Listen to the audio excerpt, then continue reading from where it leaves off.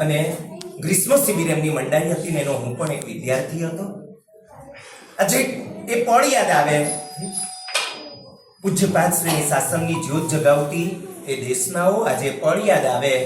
બાળકોને સાથે રમૂજમાં લઈ જતી પૂજ્યપાદ શ્રીની દેશનાઓ કે જ્યારે પૂજ્યપાદ શ્રી કે એક છોકરો આવ્યો વંદન કરવાને, ઉપાસની અંદર પૂછે બીજા મહાત્માને કે મલાઈ કુલ્ફી મહાત્મા ક્યાં છે? આજે પળ યાદ આવે. ગંભીર અકસ્માતની પછી એમ કહેવાય કે જીવ બચી ગયો એટલું કહેવાય ને સ્થિતિની અંદર પૂજ્યપાદ શ્રીની ક્રિયારુચિ, આજ્ઞા પ્રતિબદ્ધતા, સહનશીલતા, ક્ષમતા આજે પળ યાદ આવે. આટલી ગંભીર પરિસ્થિતિની અંદર જ્યારે શરીર સાથ આપતું નથી, શરીર કામ કરતું નથી, એની અંદર ચોમાસાની અંદર સંઘને તો તપ કરાવો ને તપમાં પોતે સાથે જોડાવો. પૂજ્યપાદ શ્રીનો આ મોક્ષ માર્ગની યાત્રાનો ઉલ્લાસ આજે કહેવાનું મન થાય. આ એક જ્ઞાન તીર્થ છે અને એની અંદર એક જ્ઞાન તીર્થ પધાર્યું છે. આજે બહુ સાંકેતિક ઘટના છે. કઈ રીતે આપ લેતા હશો મને ખબર નથી. આપનો ઉમંગ દેખાય છે, આપનો ઉલ્લાસ દેખાય છે, આનંદ દેખાય છે કે પૂજ્યપાદ શ્રીના પગલા આજે આ ભૂમિની અંદર થયા. આજે કહેવાનું મન થાય, વર્તમાન જીન શાસનની અંદર ટોપ 10 વિદ્વાનોના નામ નિષ્પક્ષ રીતે જો લેવામાં આવે તો પૂજ્યપાદ શ્રીનું નામ લીધા વગર ચાલે નહીં. ને એવું જ્ઞાનનું શિખર જ્યારે આ ભૂમિમાં પોતે પદાર્પણ કરી ચૂક્યું છે. આજથી તમારા ઉલ્લાસોના ગુણાકાર થાય, આજથી તમારી ઉર્જાના ગુણાકાર થાય. મારે તમને કેવું છે, ચંદ્રશેખર જ્યોતે માત્ર કોઈ સ્થાપત્યનું નામ નથી. ચંદ્રશેખર જ્યોતે માત્ર દિવાલો, છત ને ભોયતળિયા નામ નથી. ચંદ્રશેખર જ્યોત એટલે માત્ર ક્લાસરૂમ થઈ જાય, સ્માર્ટ રૂમ થઈ જાય, બેન્ચીસ થઈ જાય, યુનિફોર્મ થઈ જાય, વિદ્યાર્થીઓની સંખ્યા આવી જાય, ભણાવવાનું થઈ જાય, સિલેબસ પૂરા થઈ જાય, આટલું માત્ર ચંદ્રશેખર જ્યોતનું નામ નથી. ચંદ્રશેખર જ્યોતનો સીધો અર્થ છે શાસનનો જળહળાટ. ચંદ્રશેખર જ્યોતનો અર્થ છે તીર્થ રક્ષાનો જન્મગાળ. ચંદ્રશેખર જ્યોતનો અર્થ છે અમારા જેવાની આંખમાં આનંદના આંસુ.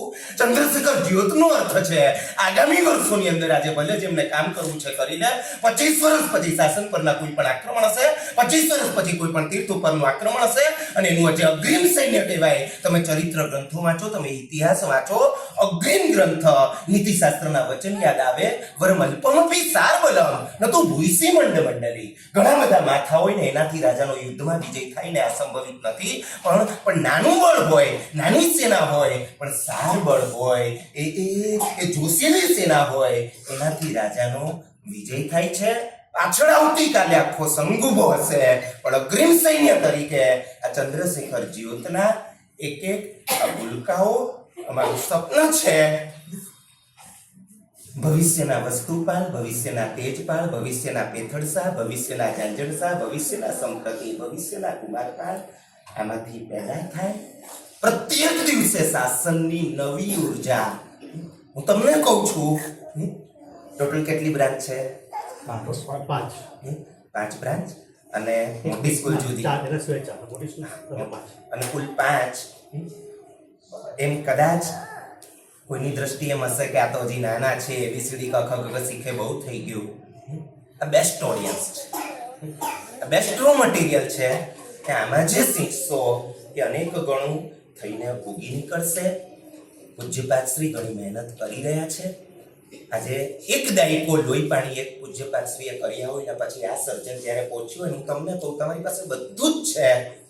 વધુ ધ્યાન સિલેબસ ઉપર, વધુ ધ્યાન આ સંસ્કારોને ઉર્જા સિંચવા ઉપર, વધુ ધ્યાન આમાંથી એક આમ તમે છાતી ઠોકીને કહો આમાંથી એક દીકરી ભાગવાની નથી ગમે તો તમે છાતી ઠોકીને કહી શકો આમાંથી એક પણ છોકરો જૈનાચાર જે બેઝિક છે એમાંથી આગો પાછો નહીં હોય. તમે છાતી ઠોકીને કહો શાસનને ક્યાંય પણ આમ જેને કહેવાય ને મુક્કો ગમે ત્યાં લાગે, આંસુ આંખમાંથી નીકળે, બરાબર એ જ રીતે શાસન ઉપર ક્યાંય પણ આક્રમણ થયું હોય, વેદના આ લોકોના હૈયે થાય. આ તમારી જવાબદારી છે.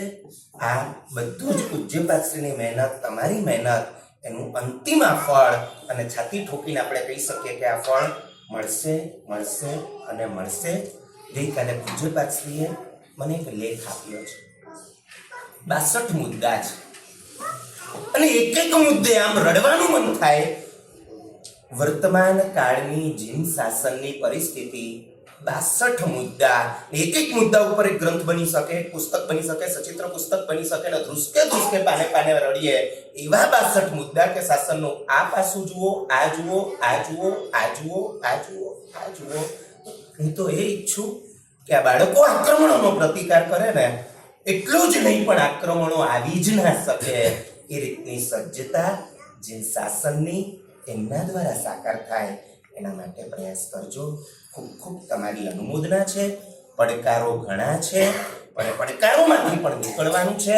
500,000 વિદ્યાર્થી માટે ચંદ્રશેખર જ્યોત નથી પણ એ જ્યોત એવી પ્રસરે, જ્યોતમાંથી જ્યોત થાય અને સુરતના મેક્સિમમ જૈનો, એટલું જ નહીં પણ ટોટલી જૈનો એ આ જ્યોતનો લાભ લેતા હોય એવા સપનાને આજે તમારા અંતરની અંદર તમે સાકાર કરો. એક દિવસ બહાર પણ એ સપનું જરૂર સાકાર થશે. જીનાને વિપુલાઈ હોય તો